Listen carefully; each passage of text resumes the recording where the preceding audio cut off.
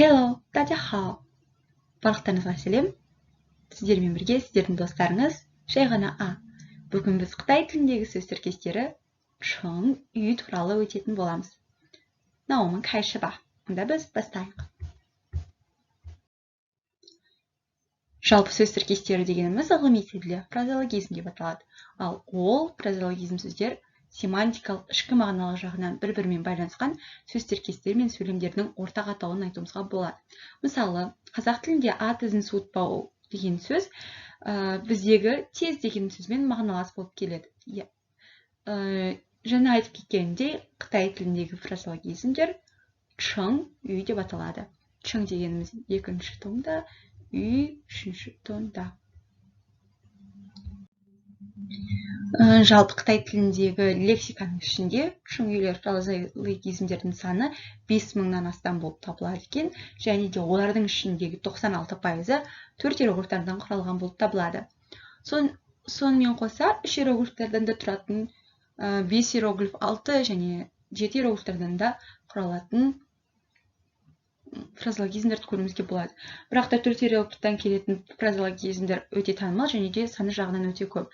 Оның пайда болуы да өте арғы замандарда жатады. Мысалы, өзіміз білетін Жиден кітабы мен Шаңшу, яғни жырнама және шаңнама кітаптарында осы 4 иероглифтардан құралатын фразеологизмдер кездеседі екен. Енді біз қазір фразеологизмдердің құрылымдық жағы туралы айтып кетсек, бұл 4 иероглифтардан құралатын фразеологизмдердің құрылымдық жағы болып табылады. Өздеріңіз көріп тұрғандай, А, Б, Б, Ш, А, Б, С, А, Б, С, Б, А, Б, А, Б. Бұл жердегі яғни әріптерге қарап, бұл не деп түсінбей қалуларыңыз мүмкін, бірақ та бұл иероглифтардың яғни формаларына байланысты түсіндіру болып табылады. Түсіндіріп кетсем, бірінші формамыз А, Б, Б, яғни жұп-бар болып құралған фразеологизмдер. Мысалы, жың-жың, таң-таң, цзы, сүн-сүн деген сөздер. Жың-жың екеуі қосылып, яғни жұп болса, таң-таң екеуі жұп болып қосылады, одан кейін барлығы бірге бір фразеологизмді білдіреді. Яғни бұл ұлы, величественный деген мағынаны, орыс тілінде сондай мағынаны білдірсе, цзы, сүн-сүн дегеніміз көріп тұрғандарыңыздай, цзы ұл болса, сүн дегеніміз немере, яғни ұрпақтан ұрпаққа жалғасқан деген мағынаны білдіреді. Одан кейінгі келесі вэйху ти вэй, жэн у к жэн деген фразеологизмдерді алатын болсақ, бұл жердегі форма, яғни екі шетіндегі иероглифтардың бірдей болып, ортасындағы иероглифтардың басқа болуы. Яғни бұл форма А, Б, С, А деп аталады. Вэйху ти вэй дегеніміз өте кішкентай, аз деген мағынаны білдіреді. Жэн у к жэн дегеніміз шыдамын жоғалтты, бар жарлайын деген сияқты мағынаны білдіреді.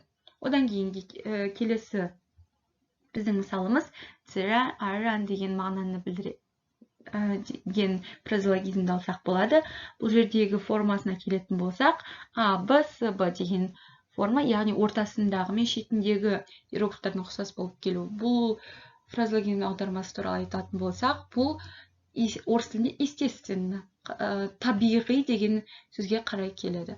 Одан кейінгісі де, и, рен дегеніміз, яғни ортасындағы иероглифтің келіп, шет жағындағы иероглифтардың ұқсамайтын түрі болып табылады. Бұл фразеологизмнің чың үйдің аудармасы өз киімін шешіп, басқа адамға беру, яғни көмектесу деген мағынаны білдіреді екен. Мынау бүгінгі менің сіздерге арналған сабағымдағы бейнематериалындағы пайдаланылған әдебиеттер тізімі. Жалпы назарларыңызға рахмет.